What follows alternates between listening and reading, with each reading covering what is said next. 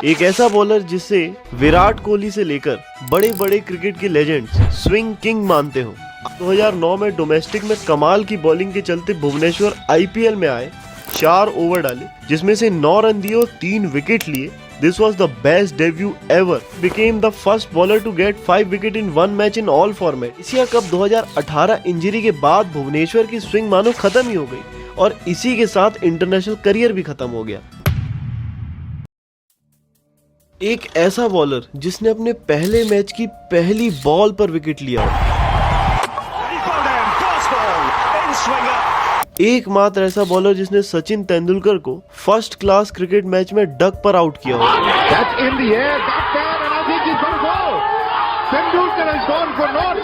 एक ऐसा बॉलर जिसे विराट कोहली से लेकर बड़े बड़े क्रिकेट के लेजेंड्स स्विंग किंग मानते हो। आइए जानते हैं कैसे दुनिया के बेस्ट स्विंग बॉलर का करियर एंड हो गया, कैसे बीसीसीआई ने इन्हें पहले ड्रॉप किया और फिर वापस बुलाया ही नहीं। Tell us about your thoughts on Bhuvneshwar Kumar and the way he has come back. Where Bhuvi is concerned, I think the challenge for him now will be to regain his test place. Oh, bowled him straight through the gate. 5 for. देखिए, कहानी की शुरुआत 12 फरवरी 1990 में होती है। ये वो समय था जब भुवनेश्वर कुमार का जन्म मेरठ के एक मिडिल क्लास परिवार में हुआ था। इनके पापा पुलिस में थे और परिवार की सिचुएशन ठीक ठाक ही थी और जैसे कि हर बच्चे का सपना होता है कि वो अपने पापा जैसे बने, वैसे ही भुवी का भी आर्मी में जाने का सपना था। पर 2003 का समय आता है जब इंडिया वर्ल्ड कप फाइनल में पहुंची थी और इस समय तक क्रिकेट इंडिया में काफी ज्यादा फेमस हो चुका था। इसी सेम टाइम पर इनकी बहन रेखा, जो इनसे काफी बड़ी थी, उन्होंने देखा कि भुवनेश्वर की बॉलिंग बहुत कमाल की है। वो एक्चुअली में सभी बच्चों से काफ़ी ज़्यादा अच्छी बॉलिंग करते हैं और स्विंग बहुत अच्छा है उनका, और यही कारण था कि कोई और बैट्समैन इनकी बॉल नहीं खेल पाता था। अब देखिए, इसको देखने के बाद जब रेखा ने अपने पापा को बताया कि भुवी को एकेडमी में डालना चाहिए, तो पापा ने एक टिपिकल पेरेंट्स जैसे मना ही किया। लेकिन इनकी बहन इंडिपेंडेंट थी और उन्होंने इसका एडमिशन सूरत के एक एकेडमी में करा दिया, जहाँ की फीस वगैरह सब इनकी बहन देती थी और इनको डेली ड्रॉप वगैरह भी यही करती थी। इसी सेम एकेडमी में भुवी को मिलते हैं कोच संजय सिंह। यही कोच प्रवीण कुमार के भी थे, जो बाद में इंडिया के one of the best bowler बने। खैर, 130 के नॉर्मल स्पीड के बाद भी भुवी से कोच काफी इम्प्रेस थे क्योंकि इनके पास स्विंग थी और 4 साल तक इन्होंने भुवी की ट्रेनिंग कराई। 4 साल बाद मतलब 2007 में भुवी ने उत्तर प्रदेश की तरफ से रणजी में डेब्यू किया और पहले ही मैच में भुवनेश्वर ने बंगाल के 3 विकेट लिए। अब रणजी में भुवनेश्वर ने काफी अच्छा परफॉर्म किया था, लेकिन 2008-9 में फर्स्ट क्लास क्रिकेट में इन्होंने सचिन तेंदुलकर को पहली बॉल में आउट कर दिया। ये पहली बार हुआ था जब गॉड ऑफ क्रिकेट को फर्स्ट क्लास क्रिकेट में किसी ने 0 पर आउट किया हो और इसके कारण सब जगह भुवी का नाम हो गया। यहाँ से भुवनेश्वर का कॉन्फिडेंस तो बूस्ट हुआ ही, साथ ही में ही became the first bowler to do this so far. इसके बाद 2009 में डोमेस्टिक में कमाल की बॉलिंग के चलते भुवनेश्वर आईपीएल में आए और 2009 में आरसीबी ने इन्हें खरीद लिया। हालांकि इनको 2 साल तक कोई मौका नहीं मिला, लेकिन 2011 में पुणे वॉरियर्स ने इन्हें ले लिया और पंजाब के खिलाफ इन्हें बॉलिंग का मौका दिया। अब आईपीएल में इनकी परफॉर्मेंस काफी रिसेंट थी। इनको टोटल 4 मैच खेलने मिले थे और इन्होंने 3 विकेट लिए थे, लेकिन डोमेस्टिक में भुवी का टॉप परफॉर्मेंस था और इसके चलते 2012 में पाकिस्तान के खिलाफ इनका इंटरनेशनल T20 डेब्यू हो गया। अब पाकिस्तान उस समय काफी स्ट्रॉन्ग टीम थी और 2009 में T20 वर्ल्ड कप जीत के आ रही थी, पर पाकिस्तान का इतना बड़ा डाउनफॉल कैसे हुआ आप इसी चैनल में देख सकते हैं। खैर, वहीं दूसरी तरफ इंडिया को इस मैच में 133 रन डिफेंड करने थे, जो पाकिस्तान के सामने इम्पॉसिबल ही था, और इस सिचुएशन में धोनी ने पहला ओवर ही भुवनेश्वर को थमा दिया। भुवनेश्वर की पहली बॉल में डॉट, सेकेंड बॉल स्विंग हुई और dot, third ball again dot, fourth ball में एक डबल आया और फिफ्थ बॉल भी ऑफ स्विंग से बीट हो गई। अब भुवनेश्वर ने अपने पहले ओवर में सिर्फ 2 रन दिए, लेकिन लास्ट बॉल इन्होंने इन स्विंग डाली और बैट्समैन को बोल्ड मार दिया। इस ओवर के बाद भुवी ने पूरे मैच में 4 ओवर डाले, जिसमें से 9 रन दिए और 3 विकेट लिए।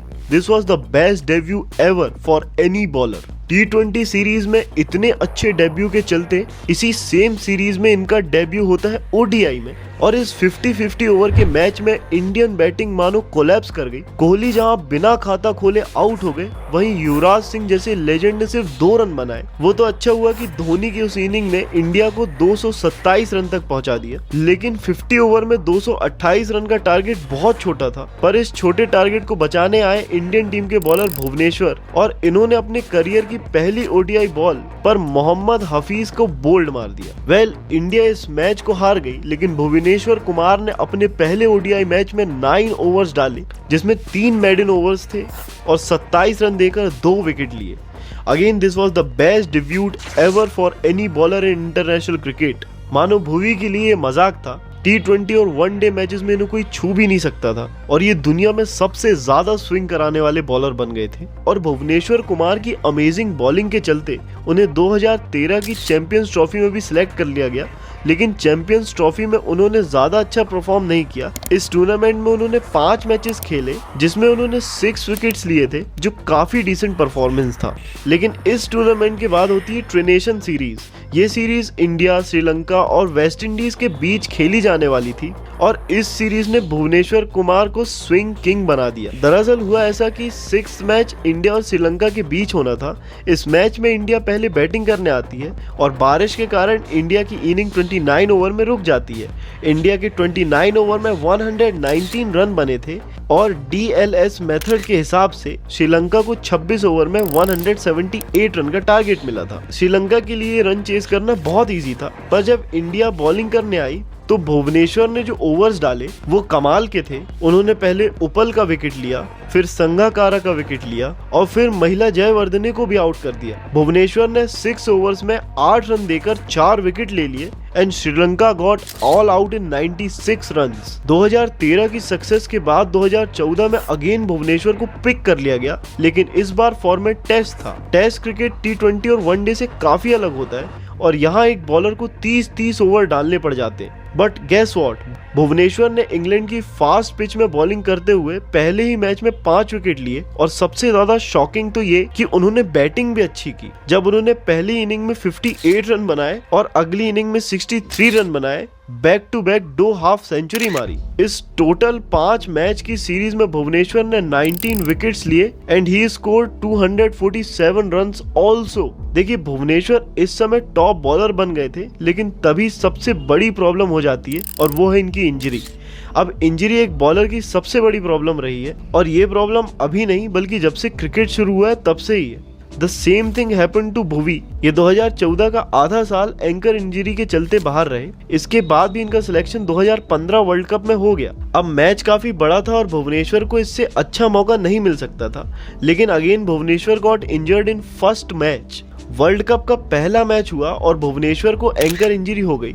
इस बार इन्होंने पूरा साल रिकवर किया और सिर्फ एक टेस्ट मैच बस खेला। इसी सेम टाइम पर मोहम्मद शमी, उमेश यादव, मोहित शर्मा जैसे नाम इंडिया में जगह बना लेते हैं और भुवनेश्वर गॉट डिसअपीयर्ड। बट 18 महीने की रिकवरी के बाद भुवनेश्वर का कमबैक 2016 आईपीएल में हुआ और ये कमबैक इतना तगड़ा था कि 2016 आईपीएल में इन्होंने मात्र 21 का एवरेज से 23 विकेट लिए और पर्पल कैप भी ले गए। ऑल्सो इनकी टीम SRH ने ट्रॉफी जीती, जिसके मेन लीड रोल वार्नर और भुवनेश्वर ही थे। इसके अगले ही साल 2017 में भुवनेश्वर ने 14 मैचेस में 26 विकेट्स लिए और 2 बार लगातार पर्पल कैप जीतने वाले एक लौते प्लेयर बन गए। इन परफॉर्मेंस की दम पर इनका इंडियन टीम में अगेन सिलेक्शन हो जाता है और इस बार ये ODI में एक मैच में 5 विकेट ले लेते हैं, जिसके बाद ये ODI नंबर 1 प्लेयर बन जाते हैं। He got picked up in test again. ये भुवनेश्वर कुमार का प्राइम टाइम था जब लीड बॉलिंग इनके हाथ में थी और बुमराह एक सपोर्टिंग बॉलर थे। इससे भी ज्यादा शॉकिंग चीज ये थी कि he became the first bowler to get 5 wicket in 1 match in all format. इस समय सबको भरोसा था कि भुवनेश्वर इंडिया के लेजेंडरी बॉलर बनेंगे जो इंडिया को काफी सारी ट्रॉफी जीत के देंगे। इवन इसी टाइम इन्होंने काफी सारे players of the match award भी जीते थे। लेकिन साल 2018 आया जिसमें भुवनेश्वर कुमार को अगेन एंकर इंजरी हो गई और इस बार जब वो रिकवर हुए तब उनकी बॉलिंग में स्विंग ही नहीं था। मतलब स्विंग किंग कहा जाने वाला बॉलर अपनी स्विंग ही खो देता है। यहाँ से भुवनेश्वर का डाउनफॉल स्टार्ट हो गया। देखिए, किसी भी बॉलर की बॉलिंग दो तरीके से बेस्ट हो सकती है, या तो उस बॉलर के पास अच्छी लाइन और लेंथ हो और 145 से ज्यादा की स्पीड हो, या फिर अच्छी लाइन और लेंथ के साथ स्विंग करने की एबिलिटी हो। ऑल्दो क्रिकेट में हमने ऐसे बॉलर भी देखे हैं जिनके पास 145 से ज्यादा की स्पीड के साथ स्विंग भी थी, और ये बॉलर आज लेजेंड्स हैं, जैसे Wasim Akram, Shoaib Akhtar, James Anderson, Zaheer Khan. But Bhuvneshwar की स्पीड 130 थी और इन्हें टीम में जगह मिलने का एकमात्र कारण था इनकी स्विंग। इन्हें स्विंग किंग भी इसलिए ही कहा जाता था क्योंकि इनकी बॉल 20 सेंटीमीटर तक स्विंग हो जाती थी, और 130 की स्पीड के बाद भी ये 150 की स्पीड वाले बॉलर से अच्छी बॉलिंग फेंक लेते थे। बट एशिया कप 2018 इंजरी के बाद भुवनेश्वर की स्विंग मानो खत्म ही हो गई, और इसी के साथ इंटरनेशनल करियर भी खत्म हो गया। हालांकि इनकी लेगेसी इतनी अच्छी थी कि 2019 वर्ल्ड कप में इनका सिलेक्शन हो जाता है, और इसमें भी ये 6 मैचेस में 10 विकेट लेते हैं, लेकिन आईपीएल में ये टोटली फ्लॉप रहे। इसके बाद लास्ट टूर्नामेंट इन्होंने 2022 वर्ल्ड कप खेला था, जिसमें भुवनेश्वर ने विकेट तो अच्छे लिए बट इन्हें बहुत मार पड़ी। इवन 2 मैचेस इंडिया लगभग जीत ही गई थी, पर 19th ओवर में भुवनेश्वर को बहुत रन पिटे, जिसके बाद इनको ड्रॉप कर दिया गया। अभी इंडिया के पास काफी अच्छी बॉलिंग है और ऐसा लग नहीं रहा है कि भुवनेश्वर का कमबैक हो पाएगा। वैसे आपको क्या लगता है कि भुवनेश्वर अगेन टीम इंडिया में खेल पाएंगे? इस चीज को कमेंट सेक्शन में जरूर बताएं। देखिए, आप ऐसी ही क्रिकेट से जुड़ी कमाल की डॉक्यूमेंट्रीज इस चैनल में देख सकते हैं। एक बार चैनल को विजिट जरूर करिए, और इससे बेहतर क्रिकेट की किसी भी चीज का एक्सप्लेनेशन कहीं और देखना बहुत मुश्किल है। तो join us by clicking that subscribe button. इस वीडियो को अपने दोस्तों के साथ शेयर जरूर करिएगा, और मैं उम्मीद करता हूँ कि आप चैनल में आते रहेंगे, क्योंकि हम भी आपके पास आते रहेंगे ऐसी ही कमाल की डॉक्यूमेंट्रीज के साथ। बहुत बहुत धन्यवाद।